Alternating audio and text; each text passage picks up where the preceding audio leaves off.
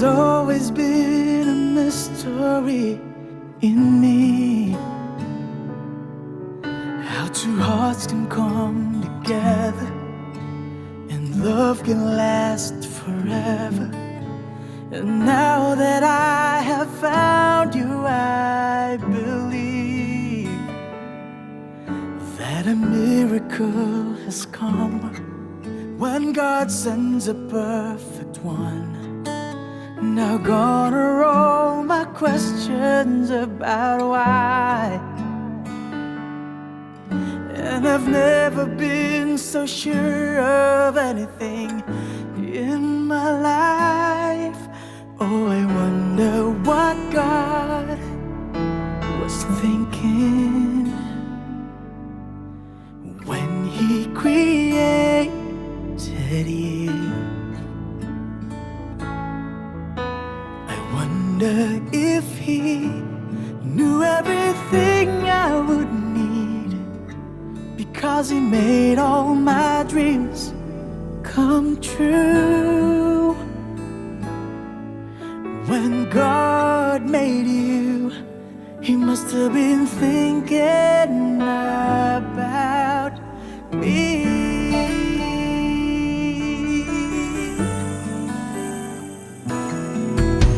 I promise that wherever you may go, wherever life may lead you, with all my heart I'll be there too. And from this moment on, I want you to know I let nothing come between us, and I will love the ones you love. Now gone are all my questions about why, and I've never been so sure of anything in my life. Oh, I wonder what God was thinking when He created you.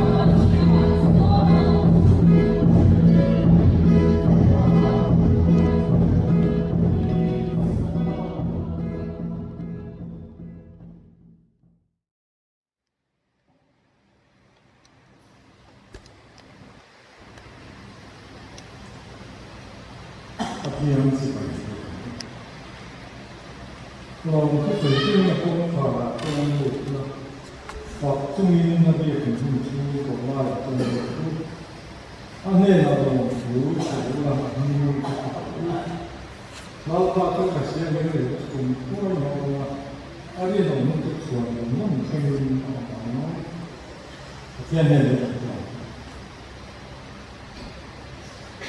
老爸那个天就是个，在那个红红的边路天嘛，那你还有空老爸那你咋说呀？那个花样那么少，那么那个人，咱们那个规矩对。ที่ฝักล้าสักตัวรู้ก็ไม่ทราบเป็นบางอย่างเขาไม่ได้เป็นการถึงมันหรือเปล่าข้างเช่นที่เขาไม่ได้การจะมาทำอะไรที่เหลือจากตัวเองแต่เราไปสอบตามมีอย่างที่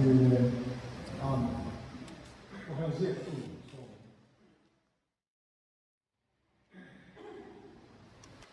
วันละจับตัวที่ทำว่ามันเกิดสายแล้วเนี่ย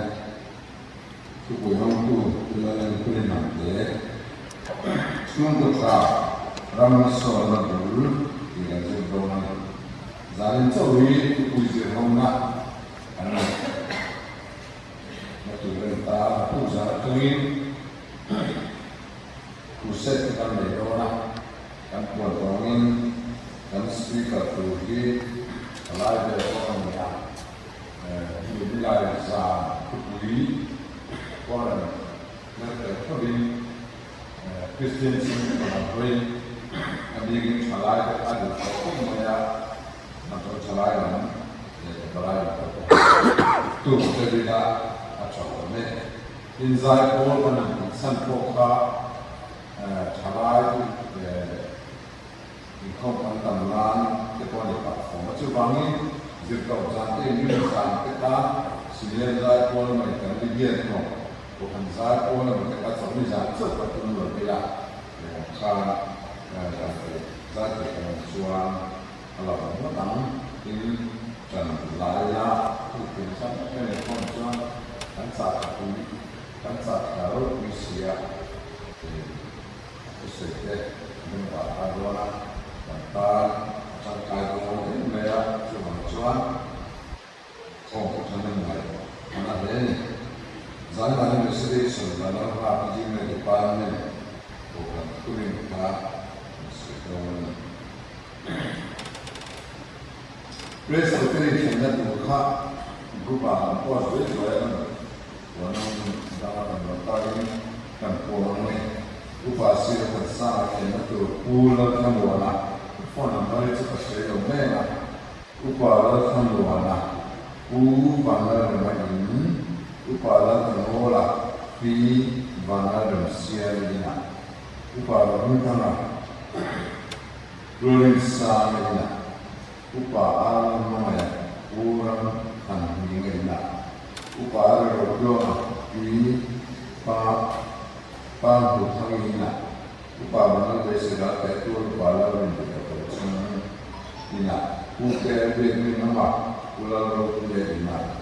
usang dua Rolling Star ini urut moya karena tu berapa orang moya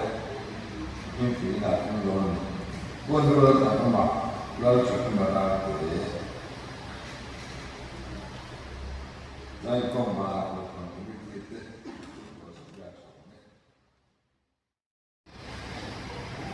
Tentu, lalu bisa semua.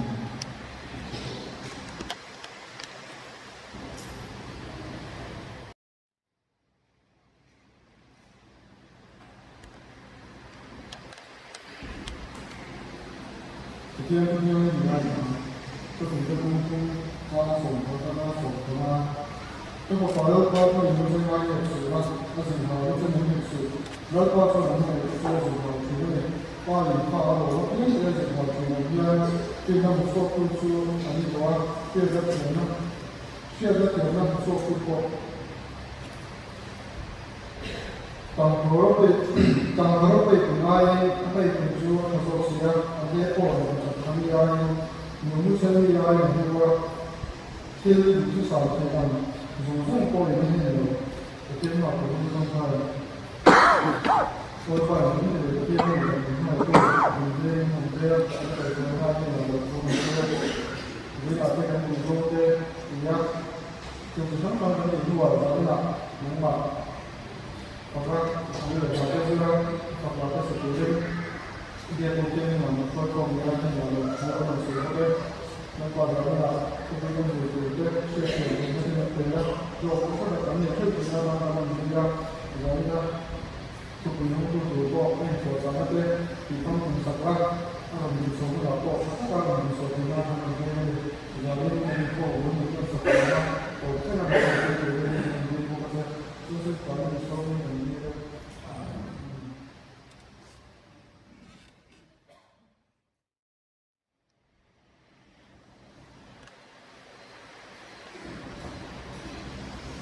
recitation sama hal-hal seperti di sini ya kami punya persoalan.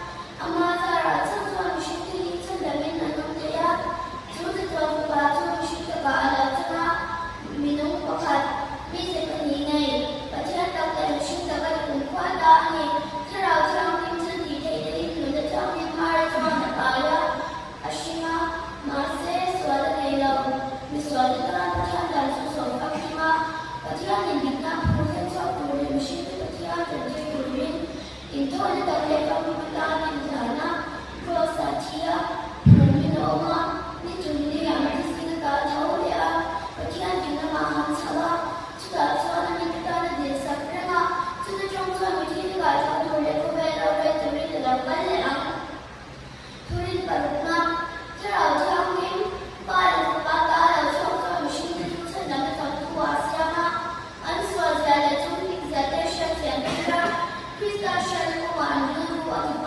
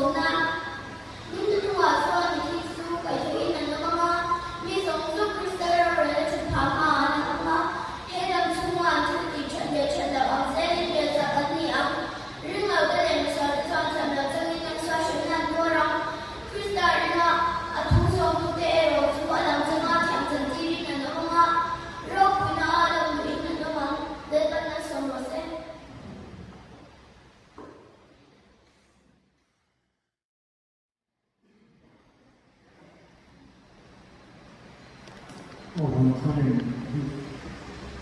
아까만나서 평생 그리고 또 한수 분명히 해봐요. 우리 관상도 보다 되나 말이야. 뭐 뒤에 가는 최초의 처음 눈앞에서 속속으로 나오는 것은 북한 그렇구나. 한국보다 이란 국가의 경우는 이승리의 북한은 북한과 이렇게 뽑아놓은 것이나 이 낙사라는 도세 그런 이야기가 그리고 어제는 광인 인민사 생각 된다는 비자라 이런 그런 이야기 그래서 어떤 정도가 나온 것을 순서를 보였나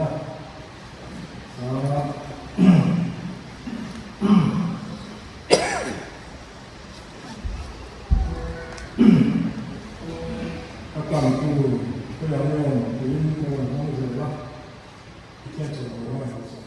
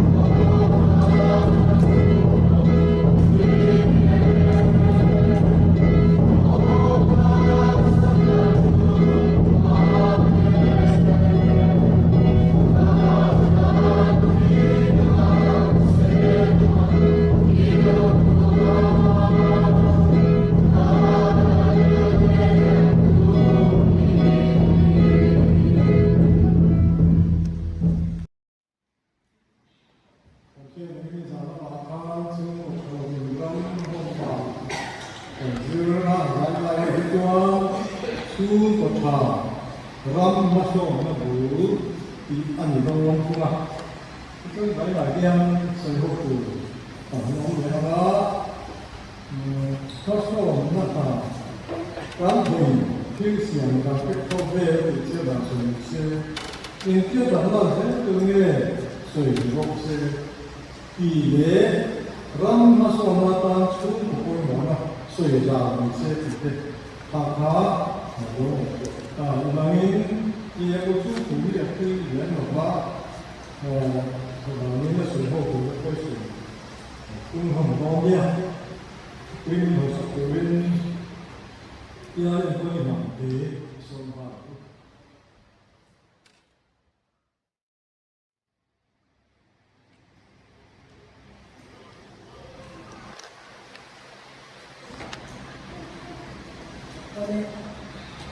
วันนี้ครับก็เอาข้าวกันดีดีครับ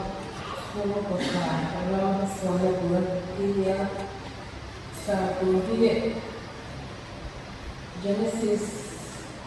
เกี่ยวกับทะเลแห่งไม้อเมริกาอารมณ์ดาราที่จะ Genesis มุขเจ้าส่งเหตุก็จะส่งเหตุน้องไล่ทั้งสาม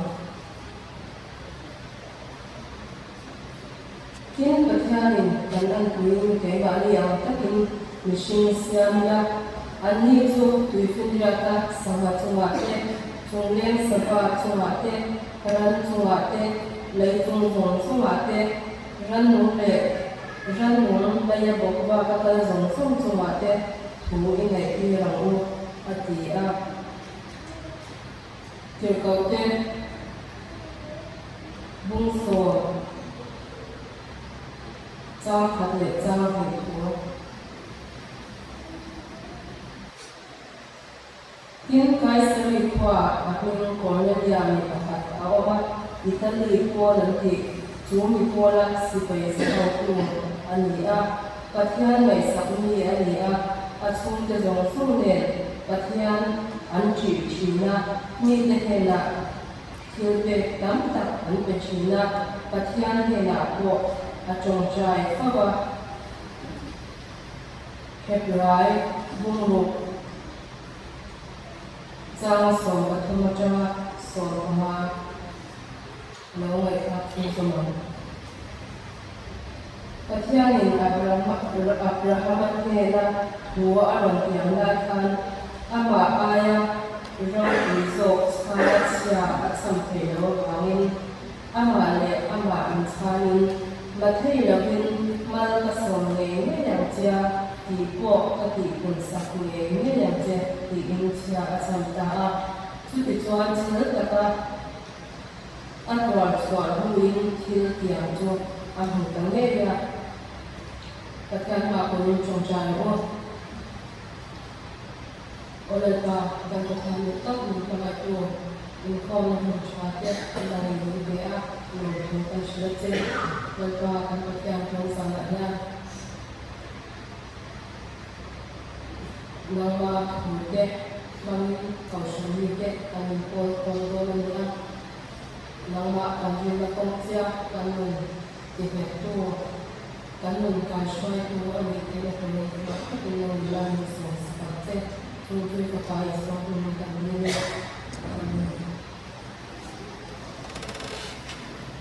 kebutuhan keluar kita semua.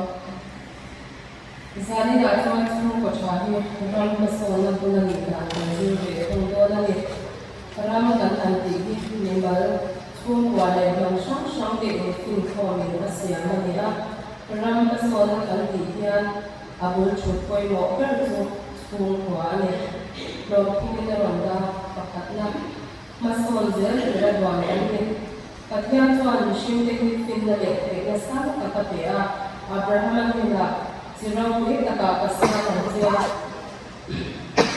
มาเลโกภาษาอังกฤษอีกนิ่งก็ที่เราคุยกับเขาน้ำมาส่วนใดน้ำกินอันนั้นเขาเป็นเอาปฏิอาให้ได้หัวจำยันปัจจัยส่วนที่เราคุยกับเด็กอันนั้นนี่ที่การเชื่อถือว่าไม่ปัจจัยที่มีแต่ส่วนเรื่องการที่พอเนี่ยส่วนบางเราก็มันเนี่ย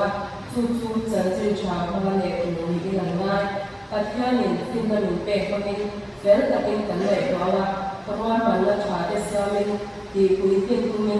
กัน kan thok tur ani tunai chana he popular ti ko nei lo o mai mane an kan he ram le dam din chuana chu kwa he abul koi mo ta ani ta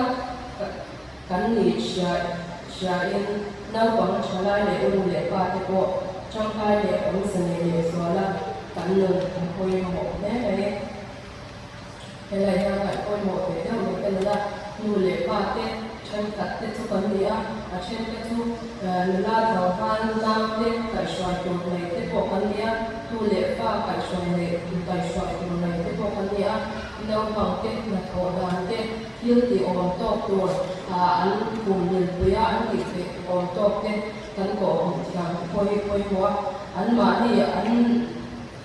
cùng nhiều tổ ba anh nom chân cái thằng một tổ lại cho tắm có em mày chúng ta này không về là cái trên có anh cười chỉ là anh cười bia game sẽ anh kể là anh giờ lại thì bỏ mày sập này phải là mình chơi cắt tay con ông chuyện này chẳng là ba cái của anh anh về là xung quanh là thì cái số nó chỉ tắt này cho anh pha thế anh tu lệ pha thế anh thôi là coi một đấy mình tu lệ pha cái con anh thấy anh tốt đi anh em con thấy cái đi là cái bộ cái là cái mà cái bộ cái anh này là gì thấy cái này là rồi cái cho mà sồn tung dưới cái là sáng thì cho anh lom đi na ngày khác xung xung nhá mà sồn nó chú được dàn rồi tụi nó này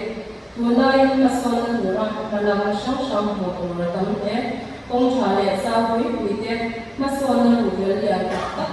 thế buồn là gì à Feel to me the one here, Pasona can take it to the Dana, Pasona, the Covid Scotia, Chhûngkaw, and Chhiar.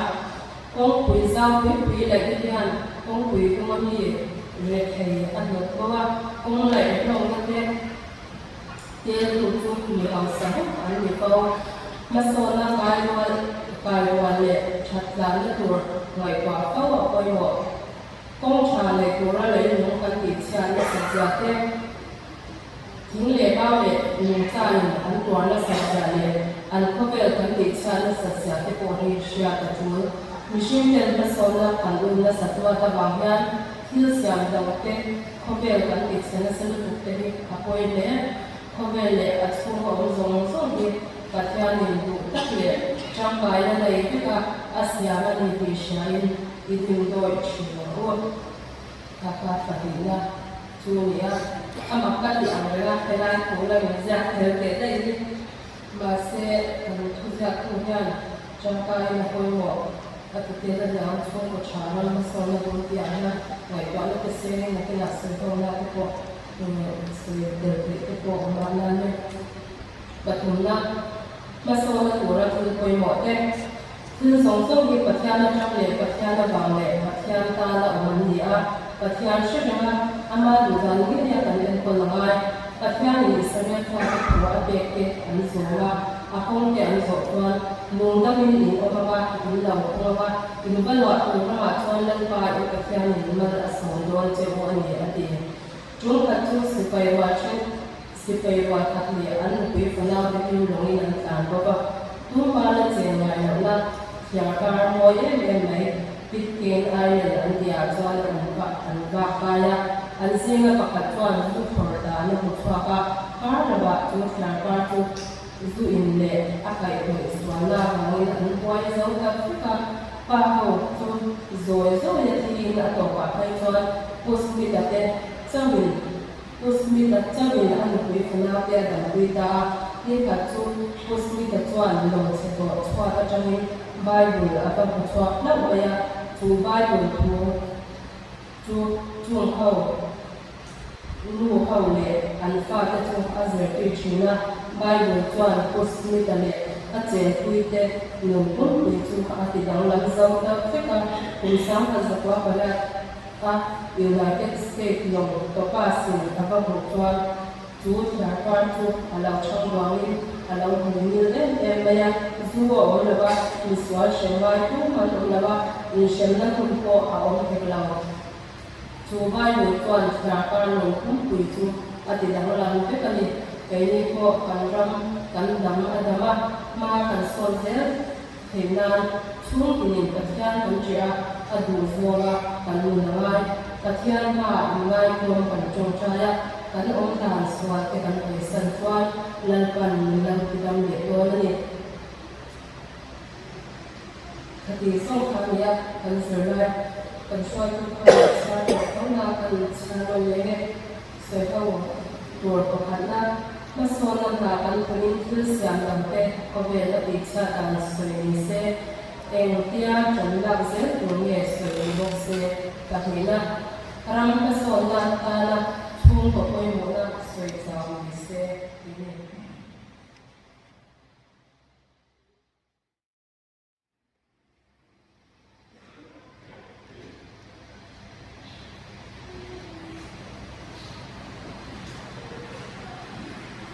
นี่ก็ทำอาสาในการศึกษา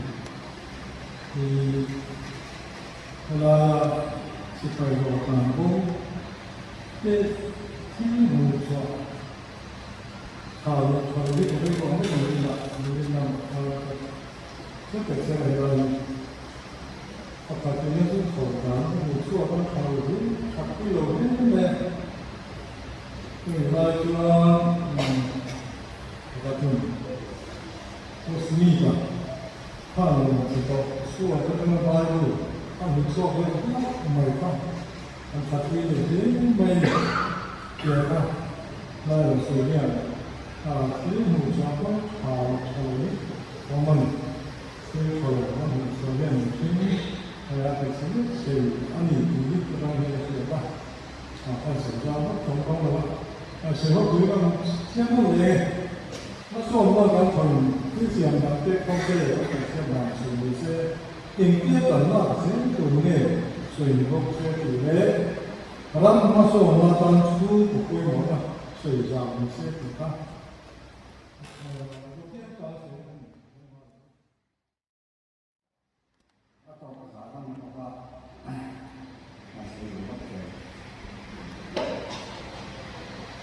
Pakatnya ini siap-siap. Agar mereka busuk jual rosi. Yang Kohhran akan tulang tunui dia rosi dan karena tujuan arti siri itu mau dia tanpa dulu pakatkan itu semua orang dalam pakatkan dia pakaian dia mesti itu oleh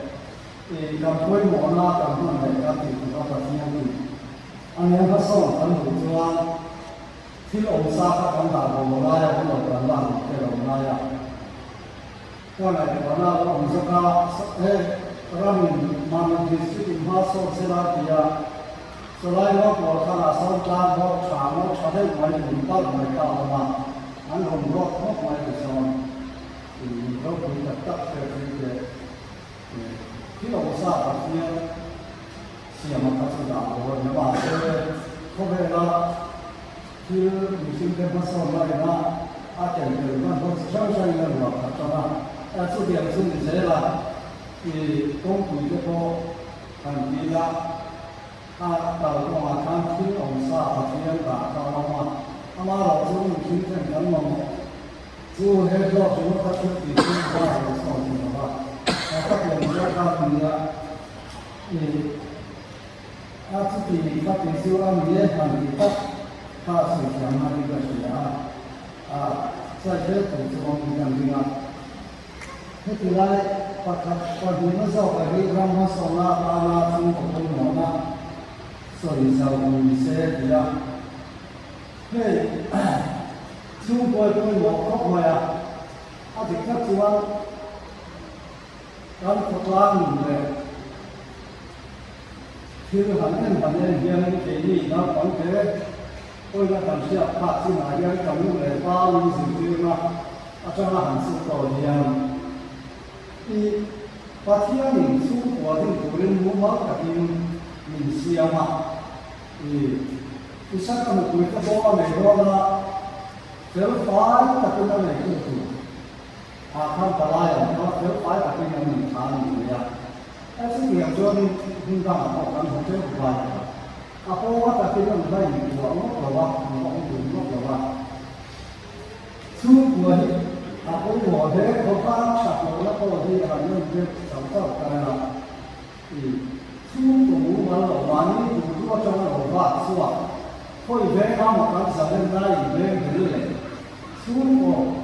kau tahu deh dulu Malaysia, lalu dah lagi suku ini kan tahu ibu suku apa dia ni kau deh aku dia, kan như lệ ba dìu tiên là với nó mà ta ăn tiền cho nó vào có qua cắm mình gì cắm sắm nó ta cắm vào này cắm tất cả số như lệ ba dìu tiên nó với nó có tính cả gì à chân có gì cắm mình là thế mình sẽ vào số chia đi sắm đi cắm mình à lọc cắm mình cái đó cái cái vật cái hạt nó là nó là một vật cắm là nó là cái này hôm nay là cái chuyện rất là vâng và nếu tôi trong cái mình thì tôi làm tất cả là các chuyện chúng ta phải cái đó đó mà chúng ta mới là mình làm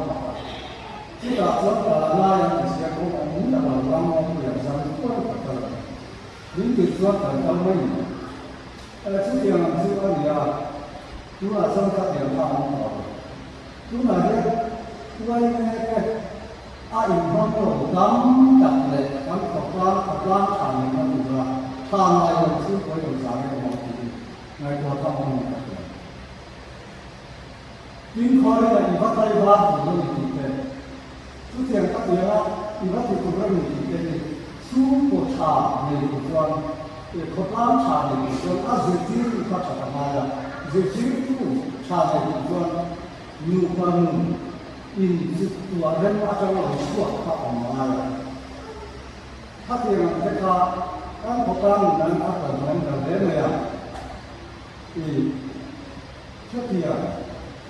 rồi mình là đang phải để tinh công chúng ta không học năng làm gì đấy này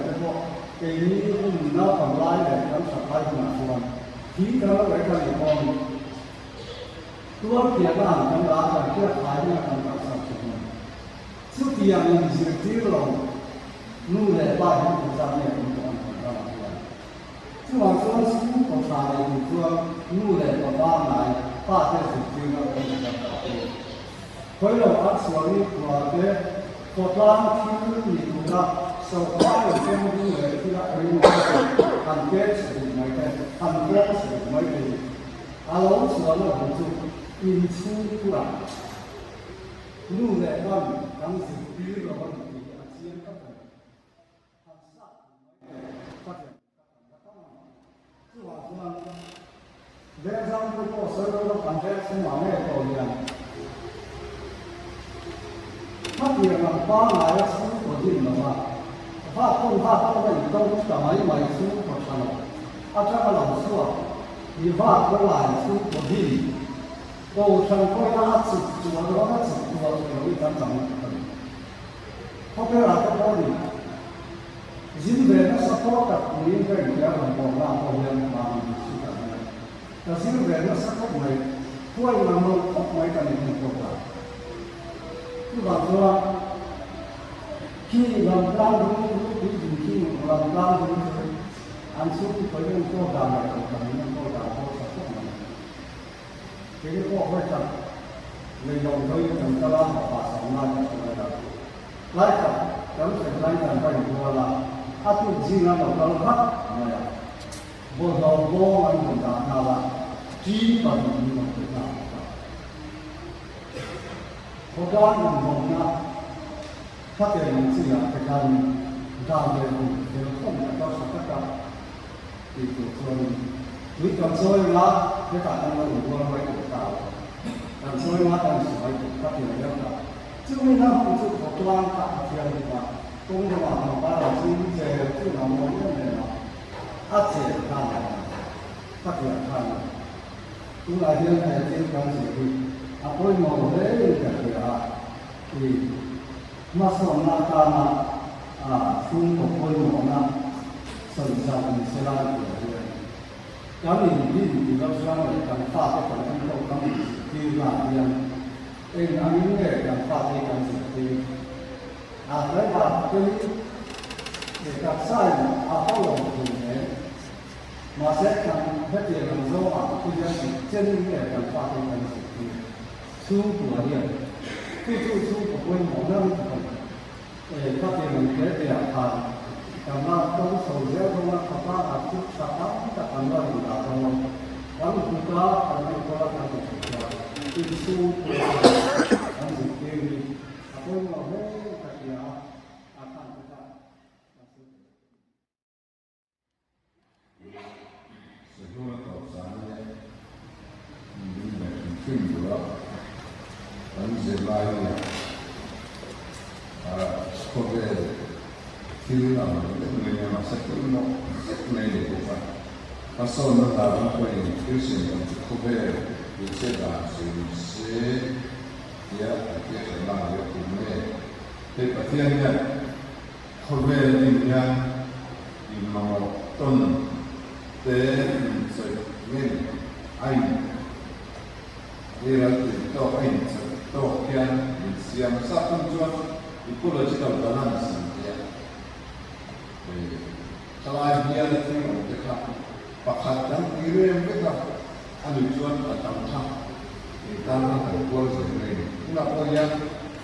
bantuan sanju musuh dan sekarang ini memang rasa mencatatkan kita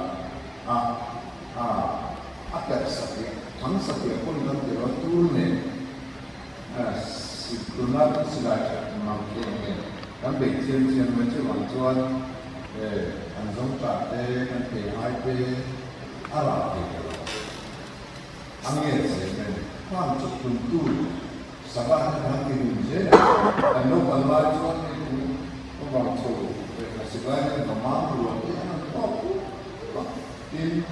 Hebrai ayat Chhûngkaw itu ada tujuh yang mengkopi, tujuh apa tujuh orang, tujuh Chhûngkaw, kampungnya ini menjadi satu tempat, nanti dia membangun ang kuota di mana Chhûngkaw ya bahaya ang Kohhran sudah jujur ane bangun akhirnya atau siapa sakit itu sehari dulu siapa orang kampung satu atau pasal dulu siapa pilih siapa orang cuma jual dan sekarang bukti karena tuan jalan ini adalah ini mulai politik itu sekarang juga tidak ada itu kompani semua itu tidak boleh selain itu kita buat ada soal orang pemuda adalah untuk masih macam itu apa yang boleh ini dia katakan yang saya jual Thupui akan sampai kemudian akan sampai lain ini boleh orang itu lain kota mereka jual sekarang BS setiap ini kita perlu amalan BS Q4 di katanya anti sandia langsung aku ini Una persona polisi francese era questo cioè in mantia tu c'è un bambino che danno tutto accuso un giorno kan da ba in da sociale ya sono proprio da che sono conseguenze ma a io non lo vedo in da scrivere Asia yang kapan guna maya imani kami bersih ini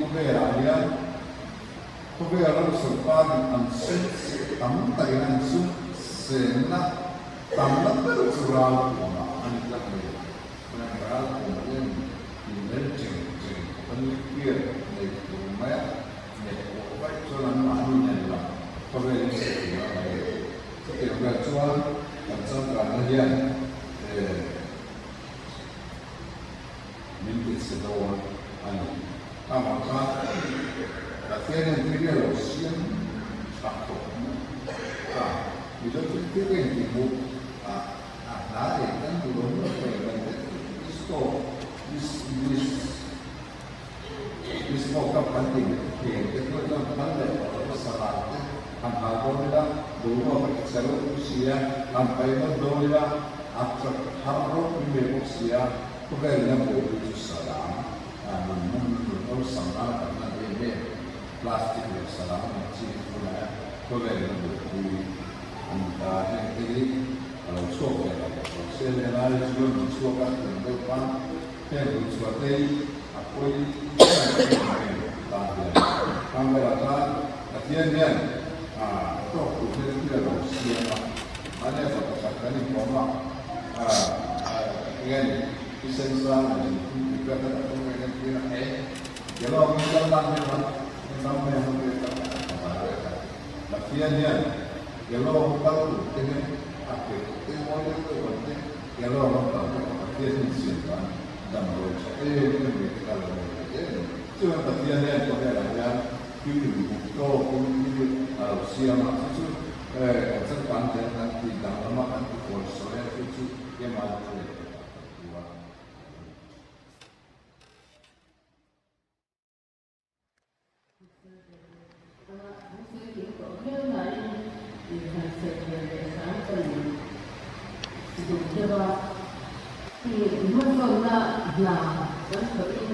Kristian dan Kohhran Sep' 23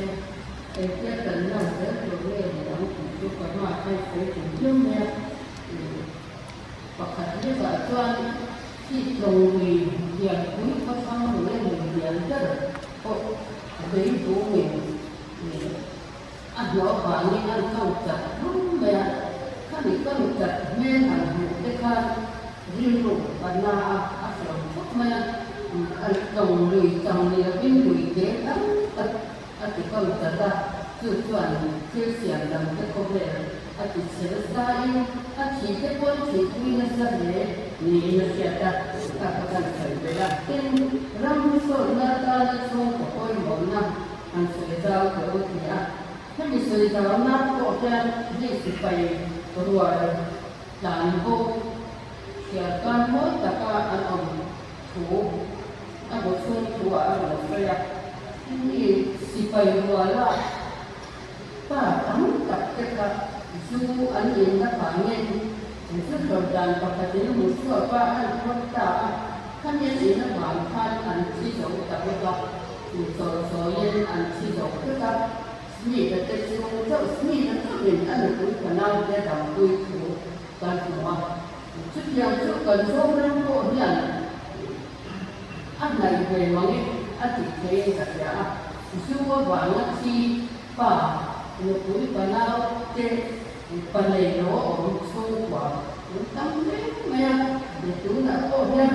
บานสั้นเลยเทเราไหนช่วงว่าป่าหนุ่มปุ๋ยปนเอาเจ็บta là có học thầy đâu là thổ ra lên rồi chúng chẳng thì nó bị cái chuyên bản cái này lúc từ số vào mấy này một cuối bản nào này cần nó chẳng phải yêu để mà nó chung người của cho để dần để cần không để cái việc xảy ra thì cái này nó bảo mà nên như là cái số của anh nghĩ nó thân cái là có anh nghĩ là trong phần anh nhưng mà Beihrual anh được sọt nặng Beihrual là bất phát nào này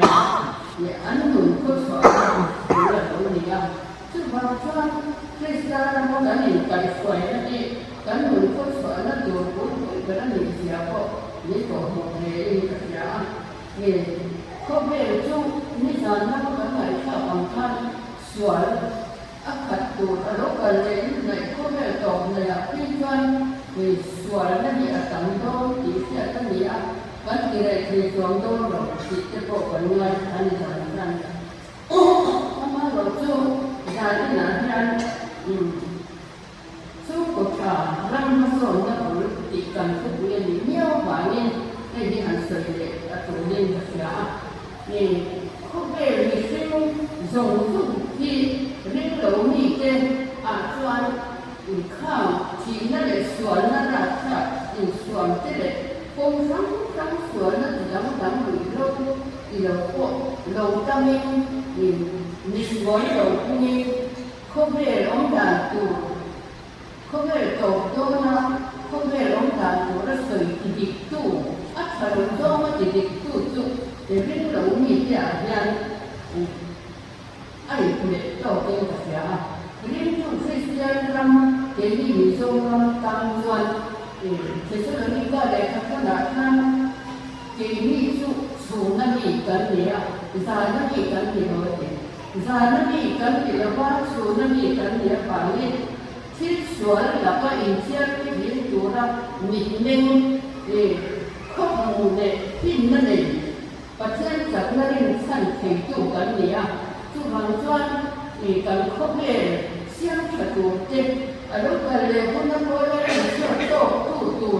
นิ่มแต่ก็หมดตัวตั้งแต่สอนตัวละประเทศอร่อยเลยอัศจรรย์มีทรงกันเนี่ยทุกวันส่วนสารนั้นมีอ่างไม่ยักรู้เลยว่าใครบอกว่าเชื่อที่นั่นพ่ออยากกันดูที่สุดกันที่ผู้เราวันนี้เขาเรียกที่โตเองอ่างมาเสียสูงนั่นนี่ปัจจัยนี่เป็นส่วนเราคุยแต่ก็เราก็ยังคิดแต่ก็หอบตัวเองกันเลยเสียที่การรำโบ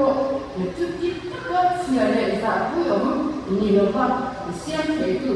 เองนี่เรื่องตัวมีโจร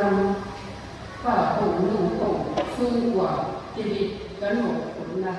วันนี้เองนั่นสิ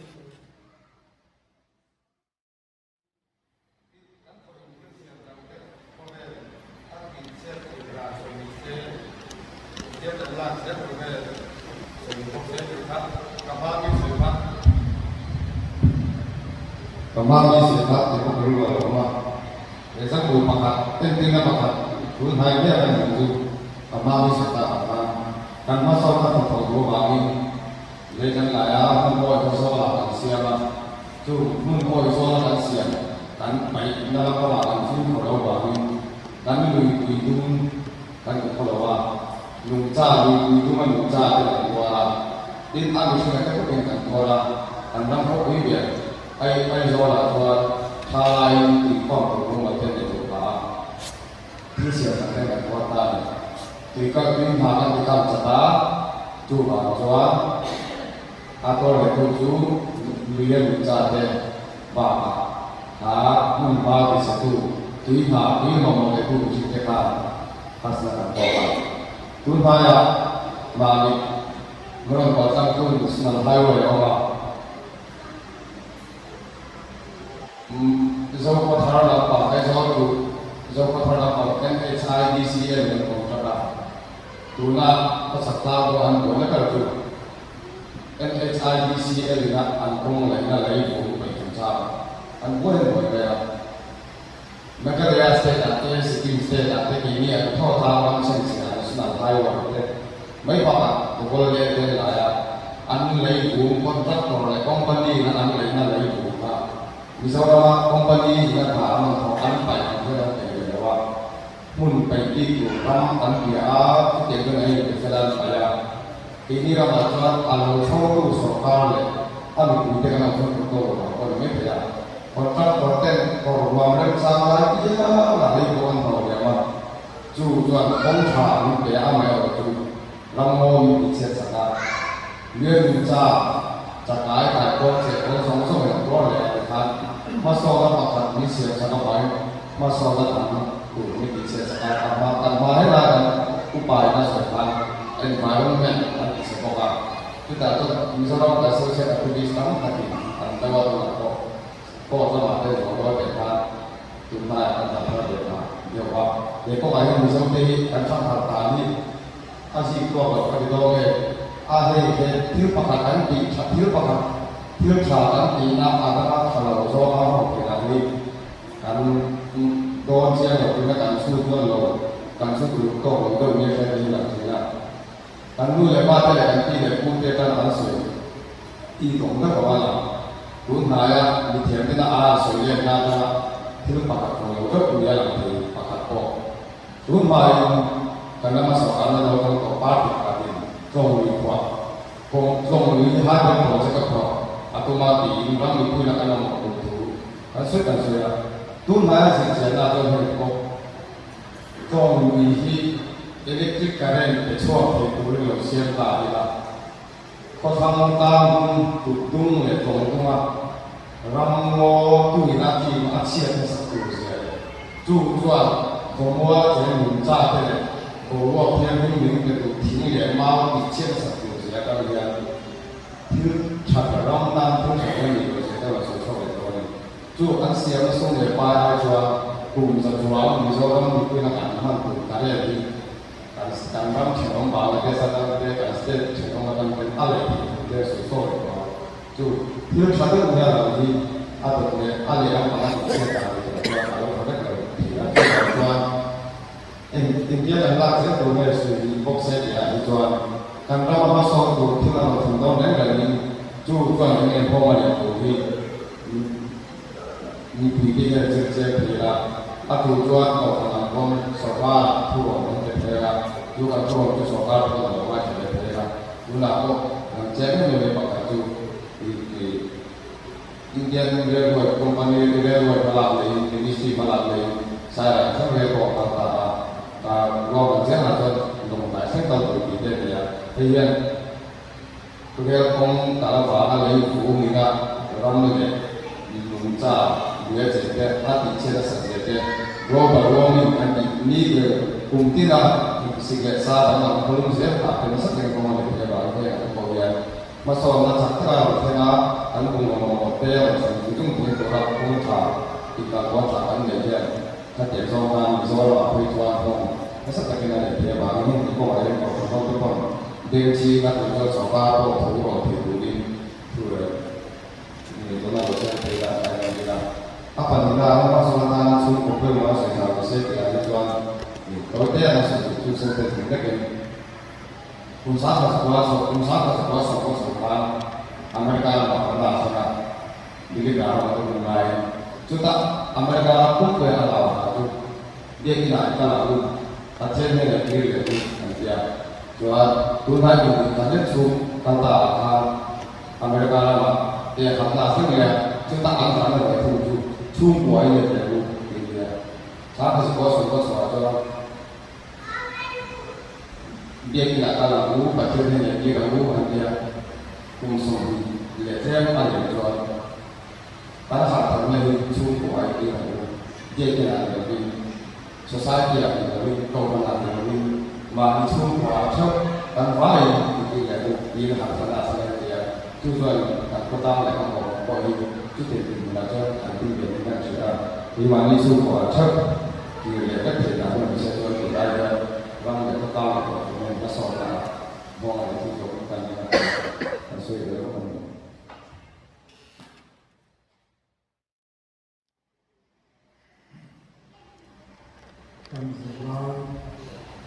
Thupui speaker yang ini juga yang kita memang kita apa Thupui tentang Chhûngkaw percaya dia Kohhran kita dalam perkembangan ini Chhûngkaw Kohhran kita pada seluruh kaumnya ram pada maka soal dalam sungguh percaya dia ada kamu percaya mana tu maha percaya kalau bahasa kan hoisan jual kalau pandai kita tahu kalau ini tahulah kan salah percaya satu palingnya lalu bahasa apapun kecuali yang hilang itu memang lah kesalahan orang kasarnya orang nampak satu palingnya kecil contohnya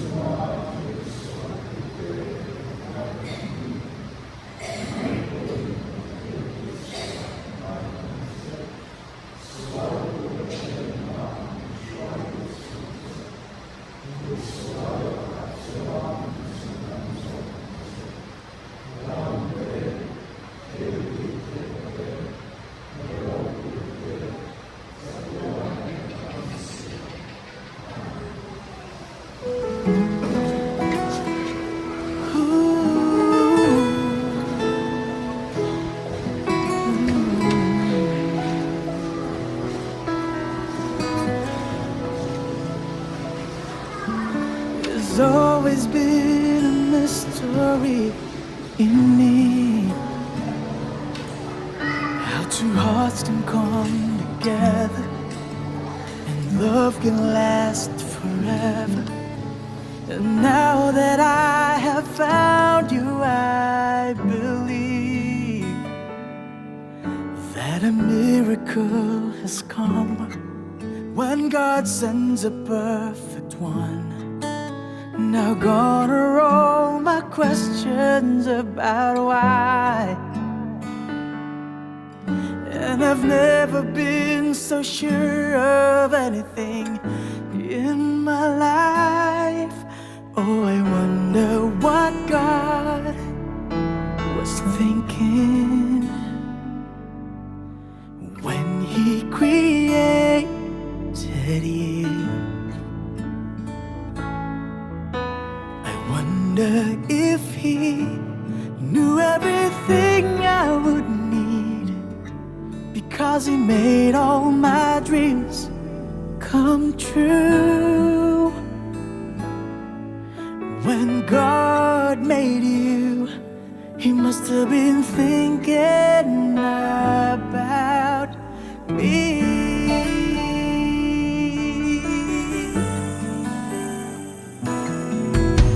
I promise that wherever you may go, wherever life may lead you, with all my heart I'll be there too. And from this moment on, I want you to know I let nothing come between us, and I will love the ones you love. Now gone are all my questions about why, and I've never been so sure of anything in my life. Oh, I wonder what God was thinking when He created you. I wonder if He knew everything I would need, because He made all my dreams come true. When God made you, He must have been thinking about me. Yeah. He made the sun, He made the moon to harmonize in perfect tune. One can't move without the other, they just have to be together. And that is why I know it's true. You're for me and I'm for you, 'cause my world just can't be right without you in my life.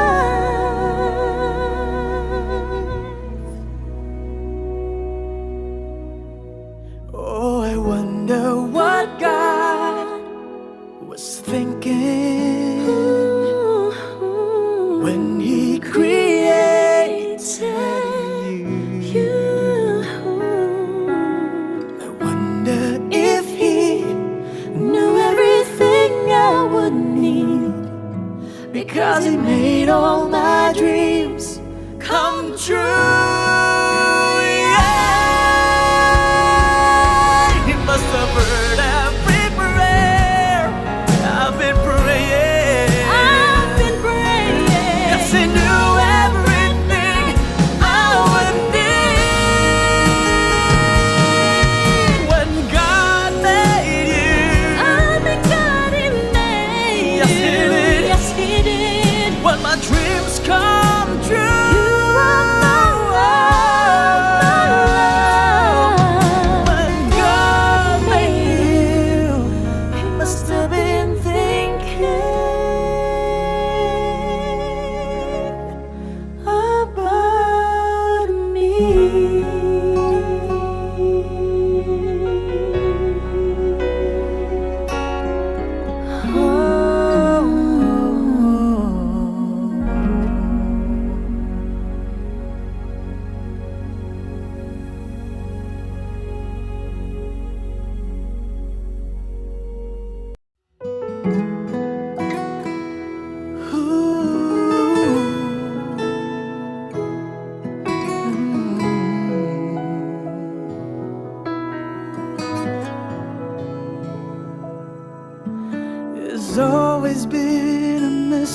story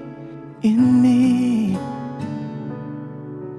How two hearts can come together and love can last forever. And now that I have found you, I believe that a miracle has come when God sends a perfect one. Now gonna roll my questions about why. And I've never been so sure of anything in my life. Oh, I wonder what God was thinking when He created you. I wonder if He knew everything I would need, because He made all my dreams come true. When God made you, He must have been thinking about me.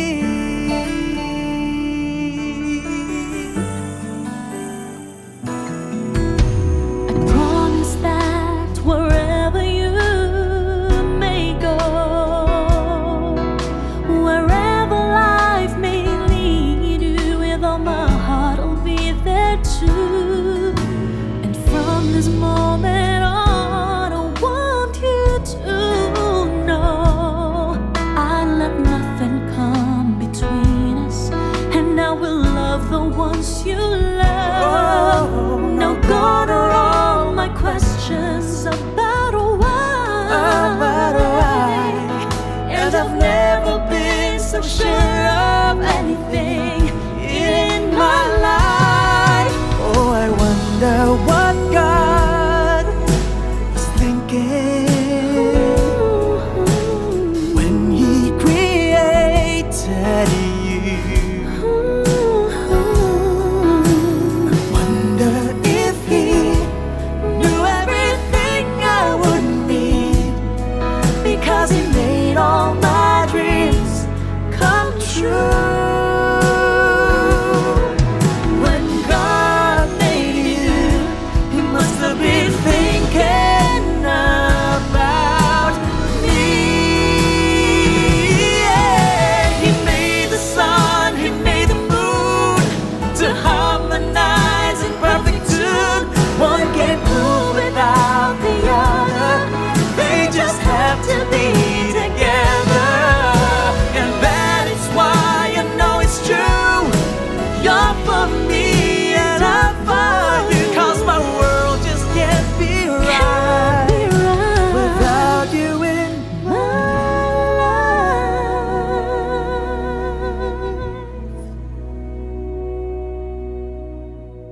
Oh, I wonder what God was thinking when He created you. I wonder if He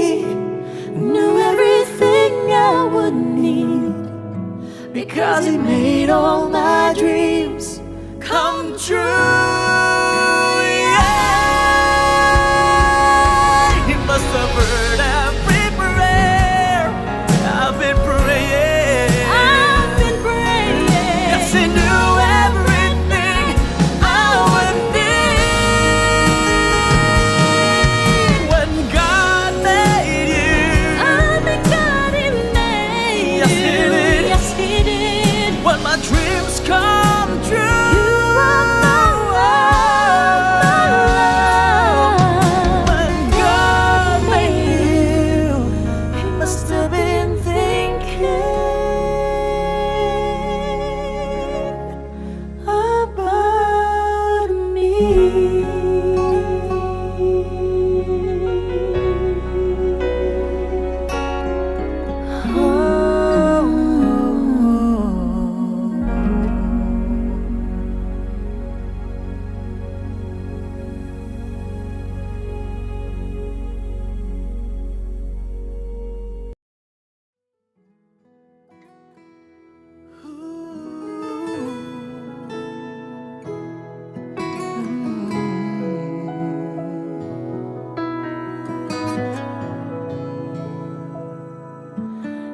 There's always been a mystery